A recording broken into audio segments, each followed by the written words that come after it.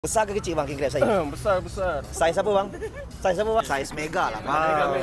Mega 88. Rindu boleh kembali jangan. Okey, hari ni saya ada kunjungan daripada orang Sabah. Boleh bah kalau kau? Boleh bah kalau kau. Okey, kita nak tengok ni siapa, nama siapa kak?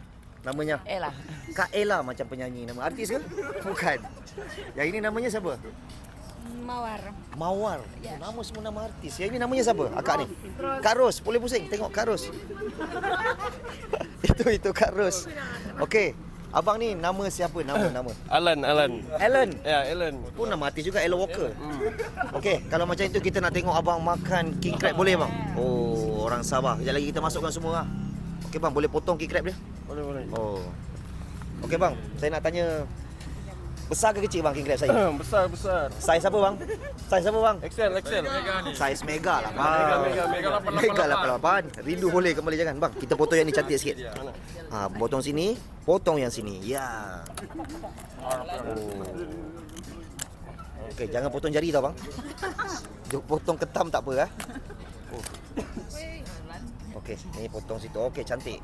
Hati-hati bang jarinya. Ini mau 2 orang potong. Ya.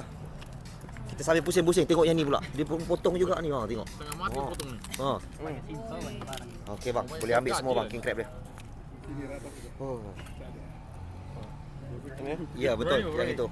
Isi sudah ni. Hari Sabah. Sabah ni mana bang? Campur-campur tadi katanya. Ya. Lembut bang? Lembut. Okey, kita nak tengok abang yang ni pula makan king crab. Bagi Orang jauh mesti kita buat video ni. dia. Okey bang. Uish. Okey bang, ambil semua bang biar nampak sikit. Tunjuk dia punya isi di kamera. Oh, tu dia isi ini bukan kulit Okey, kita tengok abang makan bang. Boleh makan semua ke? Boleh. Oh. Penuh. Oh. Baik. Baik bang rasa dia. Baik bang Ini kita tengok abang ni yang tengah berusaha bersusah payah potong king crab. Oh, Nama siapa bang? Norman Hakim, bukan Norman.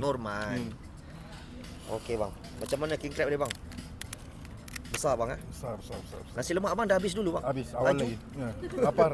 Lapar betul. Wow. Okey bang, boleh ambil. Katanya tadi ni dari KL semua. Ya. Dari KL. Baik. Okey, jom kita tengok orang Sabah makan king crab. Oh, tu dia. Padu. Okey bang, saya nak abang cakap Sabah yang paling pekat sekali, panggil orang Sabah datang sini. Ha. Paling pekat ni Sabah. Itu boleh cakap. Dia boleh cakap. Ini. Ni. Boleh? Ini dia Abang boleh dulu? Itu abang dulu. Abang dulu. Jadi kita pergi ke abang tu. Baik. Datang makan sini, sedap. Sedap. Padu. Padu, baik. Okey, kita nak tengok abang yang ni, rambut panjang ni. Ya.